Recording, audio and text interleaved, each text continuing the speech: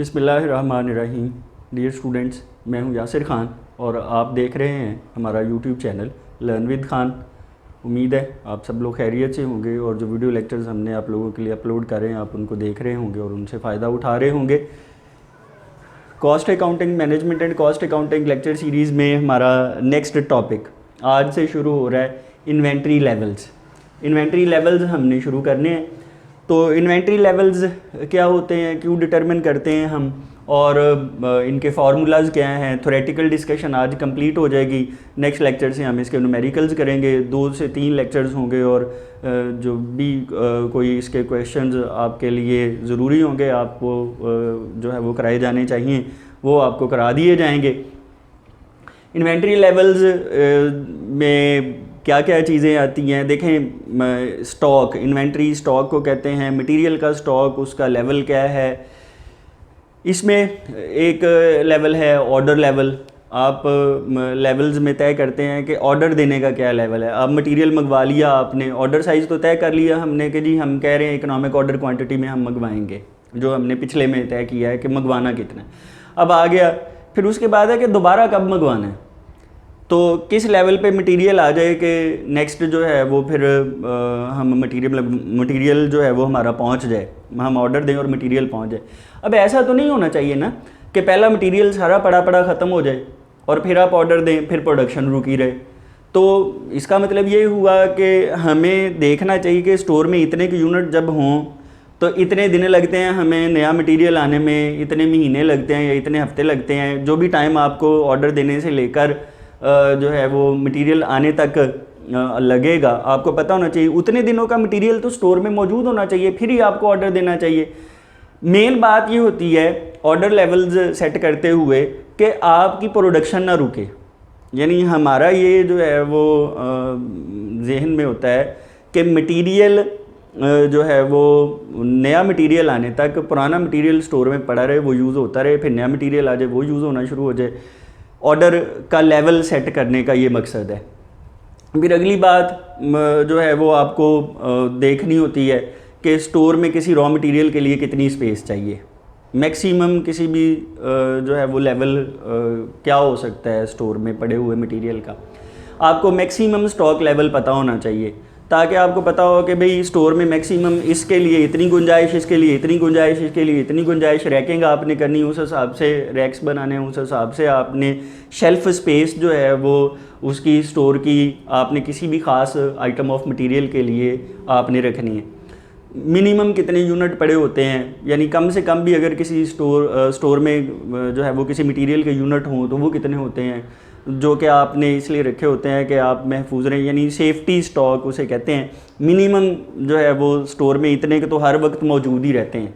वो आपने इसलिए रखे हुए हैं कि ऑन एवरेज जो कंजम्पशन हो जाती है उन दिनों में उससे ऊपर मटेरियल स्टोर में मौजूद होना चाहिए ताकि जो है वो नया ऑर्डर आने तक मटेरियल बचा रहे, वो इस्तेमाल ना हो, कंज्यूम ना हो जाए सारा।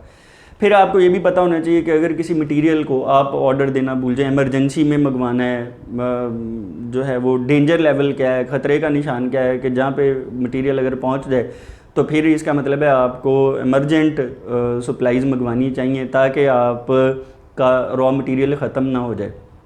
देखिए अगर रॉ मटेरियल ख़त्म हो जाए, प्रोडक्शन बंद हो जाए, सारा कुछ अगर जो है वो बंद हो जाएगा, मशीनरी खड़ी है, बंदे खड़े हैं, आपको कॉस्ट पड़ रही है, लेबर सारी ऐसे ही है, ये तो जो है वो काम जो है वो कभी भी कतई तौर पर जो है वो कारोबार को वारा ही नहीं खाता कि कारोबार जो है वो इसलिए बंद करके बैठा हो अपना कि जी ख़रीद नहीं सके हम टाइम पे मटेरियल। पैसे भी थे, रिसोर्सेज भी थे, लोग भी मौजूद हैं, लेकिन मटेरियल टाइमली नहीं आ सका। ये टेक्निक्स जो हैं ये बुनियादी तौर पर इन्वेंट्री मैनेजमेंट के लिए, स्टॉक को अच्छे तरीके से मैनेजमेंट के लिए जो है वो जैसे हमने ख़रीदने की कॉस्ट को घटाया, अब जो है वो लेवल्स का मतलब ये है कि हमारा नुकसान ना हो और हम जो हैं वो अपने मामलात को बेहतर तरीके से मैनेज कर सकें।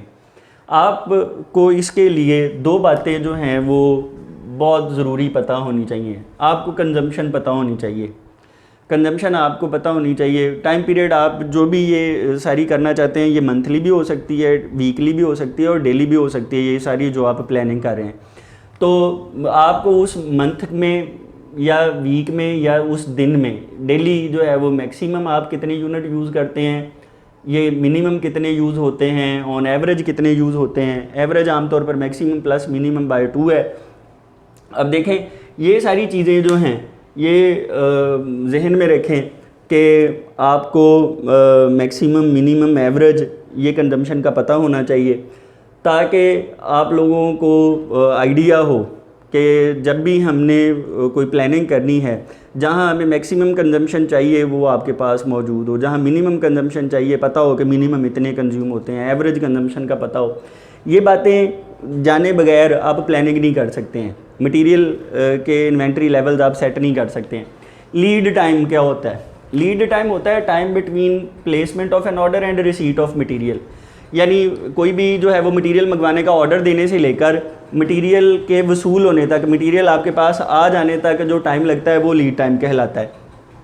अच्छा, लीड टाइम जो है वो बाज़ औक़ात पॉइंट एस्टीमेट में एक ही दिया होता है जी, लीड टाइम लगा जी 10 दिन लग रहे हैं, वो एक फिगर दे देता है, लीड टाइम जी 15 दिन लग रहे हैं।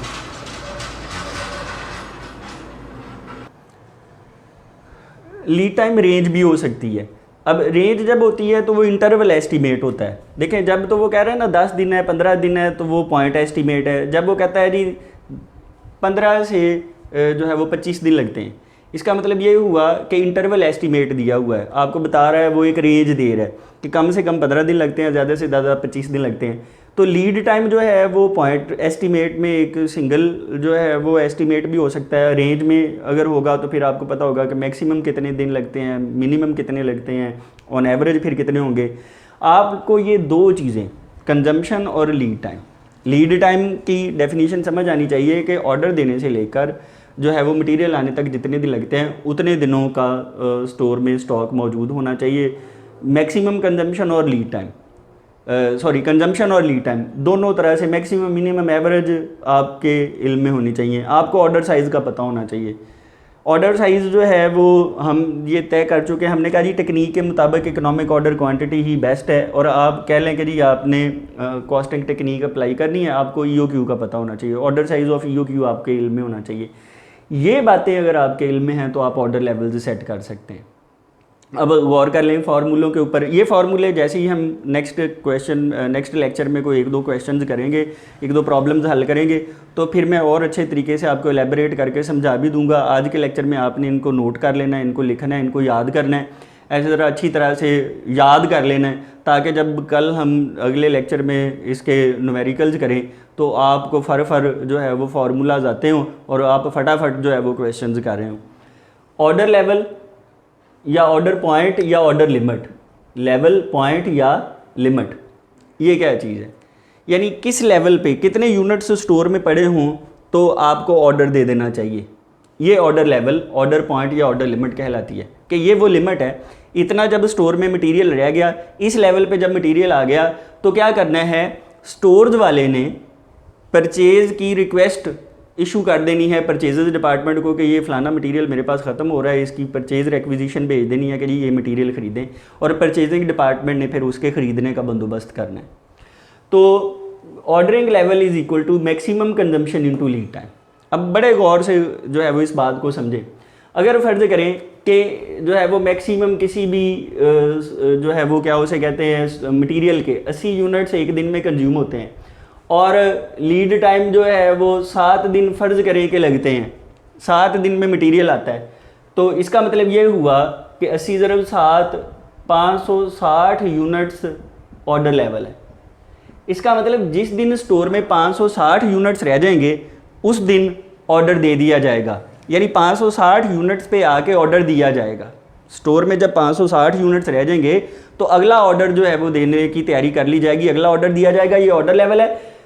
क्या हुआ कि आपको उतने दिनों की, जितने दिन लगने हैं उस मटेरियल को आने में, उतने दिनों की मैक्सिमम कंजम्पशन आपके पास पड़ी होनी चाहिए। अब देखें ना, अगर आप मिनिमम रख लेते हैं, मिनिमम फर्ज करें उसके 50 लगते हैं, आप 350 यूनिट्स के बाद 350 यूनिट्स पे ऑर्डर देते हैं तो फिर तो मसला है, क्योंकि आपने मिनिमम रखा। अगर उन 7 दिनों में किसी भी दिन ज़्यादा यूनिट्स यूज़ हो गए तो फिर तो आपका मटेरियल ख़त्म हो जाएगा नया मटेरियल आने से पहले। तो असल बात ये इंश्योर करना है कि नया मटेरियल आने तक मटेरियल स्टोर में मौजूद रहे, इसलिए मैक्सिमम कंजम्पशन जो है वो उसकी रखी जाती है। यानी लीड टाइम के दिनों के लिए मैक्सिमम कंजम्पशन जो है वो रखी जाती है। नोट एक और बात है, अगर सेफ्टी स्टॉक दिया हुआ हो क्वेश्चन में, ठीक है, उस सिचुएशन में ऑर्डरिंग लेवल बराबर होता है average consumption into lead time. तो फिर जो ऑन एवरेज जो कंजम्पशन हो रही है, क्योंकि मिनिमम स्टॉक का आपको पता है कि इतने तो स्टोर में आपने रखे ही हुए हैं, average consumption into lead time plus safety stock. तो ये जो है वो ऑर्डर लेवल के ये दो फार्मूले हैं। ये जो पहला फार्मूला है आम हालात में यही लगाना है आपने। ये वाला फार्मूला जो सेकंड है, ये नोट मैंने दिया है, ये सिर्फ सेफ्टी स्टॉक अगर दिया हो तो उस कंडीशन में लगाना है। तो safety stock is also called, ये वो मिनिमम स्टॉक लेवल है जो आपके स्टोर में हर वक्त पड़ा रहता है। तो इससे फिर मिनिमम स्टॉक लेवल या सेफ्टी स्टॉक का फार्मूला इसी फार्मूले से निकल आएगा। देखें, इसको ही मिनिमम स्टॉक लेवल कहते हैं। ये average consumption into lead time इधर जमा हो रही है, तो दूसरी तरफ जाके ऑर्डर लेवल में से ये क्या हो जाएगी, माइनस ऑर्डर लेवल माइनस हो जाएगी average consumption into lead time. और इसी फार्मूले को ऐसे भी लिखा जा सकता है, minimum stock level is equal to बड़ी ब्रैकेट आएगी ऐसे, maximum consumption minus average consumption multiplied by lead time. इन्हीं दो फार्मूलों को खोला जाए तो ये यानी ऑर्डर लेवल का फार्मूला लिखा जाए, वो maximum consumption into lead time है, ये average consumption into lead time है, लीड टाइम कॉमन ले लिया जाए तो ये फार्मूला, फिर यही फार्मूला ऐसे भी जो है वो रीफ्रेज किया जा सकता है कि maximum consumption minus average consumption multiplied by lead time. ये मिनिमम स्टॉक लेवल का फार्मूला है। अब ये वो है कि जी मिनिमम इतने यूनिट स्टोर में हर वक्त जो है वो मौजूद रहते हैं। फिर मैक्सिमम स्टॉक लेवल, दो तरह के मैक्सिमम है। मैक्सिमम स्टॉक लेवल एक एब्सोल्यूट मैक्सिमम स्टॉक लेवल है, एक एवरेज मैक्सिमम स्टॉक लेवल है। एब्सोल्यूट मैक्सिमम स्टॉक लेवल है कि जी इतने जो है वो हद ज़्यादा से ज़्यादा भी किसी सूरत में आ जाए तो इतने होंगे, ये जो है वो एब्सोल्यूट सतह है उसकी। और एवरेज मैक्सिमम जो है कि ऑन एवरेज औसतन इतने के ज़्यादा से ज़्यादा पड़े होते हैं। एब्सोल्यूट लेवल जो है वो अचीव जो है वो लाजमी नहीं होता, ये बहुत कम सिचुएशंस में होता है कि जी हद, सारी हद जो है वो मैक्सिमम हद अचीव हो जाए। तो मैक्सिमम स्टॉक लेवल या एब्सोल्यूट मैक्सिमम स्टॉक लेवल का फार्मूला अलबत्ता जो है मैक्सिमम स्टॉक लेवल का फार्मूला है बड़ी ऐसे आएगी, ऑर्डर लेवल माइनस छोटी bracket minimum consumption into lead time, छोटी ब्रैकेट बंद बड़ी ब्रैकेट बंद, प्लस ऑर्डर साइज, और ऑर्डर साइज EOQ वाला। अच्छा देखें, गौर करें, ऑर्डर लेवल में से जितने दिन, ये वो लेवल है जहाँ पे जिस दिन आपने ऑर्डर दे दिया उस दिन जो यूनिट पड़े हुए थे उसके बाद उसमें से कंज्यूम होना शुरू हो गए। जितने दिन में मटेरियल है वो उतने दिन मिनिमम, यानी हर रोज़ ही मिनिमम कंजम्पशन होती रही। अब ये सिचुएशन जो है वो बार बार आने वाली है ही नहीं, ये तो रेयर सिचुएशन है, इसीलिए ये एब्सोल्यूट बड़ी से बड़ी सतह जो है वो, लेकिन फिर भी आपने तय करनी होती है कि अगर कभी ऐसा हो जाए तो आपके स्टोर में हर मटेरियल के लिए उतनी मटेरियल रखने की स्पेस मौजूद होनी चाहिए। Minimum consumption into lead time और प्लस ऑर्डर साइज़, यानी जो है वो जब नया मटेरियल आ जाएगा वो आके जितना भी ऑर्डर साइज़ आप देंगे वो आके स्टोर में जमा हो जाएगा, तो उस दिन मटेरियल जो है वो अपनी बुलंद तरीन सतह के ऊपर होगा। ये बातें, ये फार्मूले अलबत्ता ऐसे आप लिखें, जैसे ही मैं एक दो क्वेश्चन कराऊंगा ये आपको और अच्छी तरह से समझ आएंगे, इनमें कोई इशू नहीं रहेगा। अगर आपको फ़िलहाल, क्योंकि अभी पहले दिन फार्मूले लिख रहे हैं, अगर कोई छोटी मोटी बात समझ नहीं आ रही, दो सवाल होने की बात है, जैसे ही मैं उनको एक्सप्लेन करूंगा वहाँ पे फार्मूले एक्सप्लेन करूंगा, उन प्रैक्टिकल सिचुएशंस में आपको बताऊंगा, तो ये सारी चीज़ें आपको समझ आ जाएंगी। नॉर्मल मैक्सिमम लेवल जो है वो maximum stock level, normal maximum stock level, order level minus, फ़र्क इतना है कि यहाँ पे मिनिमम कंजम्पशन लिया है, ये एवरेज, ये ज़रा रियल है। हकीकत में ऐसे एवरेज मैक्सिमम लेवल ही इतना होता है, क्योंकि रूटीन में कभी ज़्यादा होंगे यूज़, कभी कम होंगे। तो एवरेज कंजम्पशन आप जब ऑर्डर लेवल में से निकालेंगे और EOQ उसमें जमा कर देंगे तो ये एवरेज मैक्सिमम स्टॉक लेवल आ जाएगा कि इतने का औसतन मैक्सिमम जो है वो ज़्यादा से ज़्यादा औसतन इतने के पड़े होते हैं। डेंजर लेवल जो है ये वो लेवल है स्टॉक का जो कि बुनियादी तौर पर जो है वो डेंजर सिचुएशन को ज़ाहिर करता है, ख़तरे का निशान है। यहाँ पे अलार्म समझ लें, बुझा देना है कि जनाब मटेरियल हर सूरत जल्दी अरेंज कर ले, वरना मटेरियल जो है वो नया आने तक मटेरियल ख़त्म हो जाना है। तो इसका फार्मूला एवरेज डेली कंजम्पशन, ये डेली कंजम्पशन ही होगी, और emergency lead time in days, क्योंकि ऐसे नहीं होगा कि एमरजेंसी में मटेरियल मंगवाएं और उसमें भी आप कहें जी कि 6 माह लग रहे हैं। तो एमरजेंसी में जब मटेरियल मंगवाना है तो average daily consumption into emergency lead time in days, इसका ये फार्मूला जो है वो वाज़ेह है। बाकी अगर आप गौर करें या कंजम्पशन बाकी चारों फार्मूलों में कंजम्पशन के साथ जो है वो वाज़ेह नहीं लिखा गया कि ये डेली है, क्योंकि वहाँ कंजम्पशन मंथली भी हो सकती है, वीकली भी हो सकती है, डेली भी हो सकती है। यहाँ डेंजर लेवल में हमेशा एवरेज डेली कंजम्पशन यूज़ की जाएगी। अब जो है वो दो ज़रा ये फार्मूले दो ज़रा नोट्स पढ़ लें। ये नोट्स क्या हैं? ये नोट्स ये हैं कि अगर कंजम्पशन और लीड टाइम आपने इनको ज़रबे देनी है, इनको जमा तफरी करनी है, इनकी इकाई सेम होनी चाहिए। यानी ऐसा नहीं हो सकता कि कंजम्पशन हो महीनों में और लीड टाइम दिनों में हो, कंजम्पशन हो हफ्तों में और लीड टाइम जो है वो महीनों में हो। क्या करना है? यानी यूनिट सेम रखना है। अगर कंजम्पशन मंथ्स में है तो lead time has to be in months, ये बात याद रखनी है। कंजम्पशन के हिसाब से लीड टाइम डिसाइड करना है आपने। मैं फिर कह रहा हूँ कंजम्पशन में को मैं प्रेफर कर रहा हूँ, याद रखें कंजम्पशन जो पहले लिख रहा हूँ कंजम्पशन के हिसाब से लीड टाइम होना चाहिए। अगर कंजम्पशन मंथ्स में है तो lead time must be in months. If consumption is in weeks lead time must be in weeks. यानी कंजम्पशन अगर वीक्स में है तो लीड टाइम भी वीक्स में होना चाहिए। अगर वो दिनों में महीनों में दिया है तो उसको वीक्स में कन्वर्ट करें। अगर कंजम्पशन डेज़ में है तो लीड टाइम भी डेज़ में होना चाहिए। यानी अगर उसने फिर कंजम्पशन डेज़ में और उसने लीड टाइम महीनों में दे दिया तो उसके दिन बना दें। कंजम्पशन के हिसाब से लीड टाइम को रखना है आपने, ये बात याद रखनी।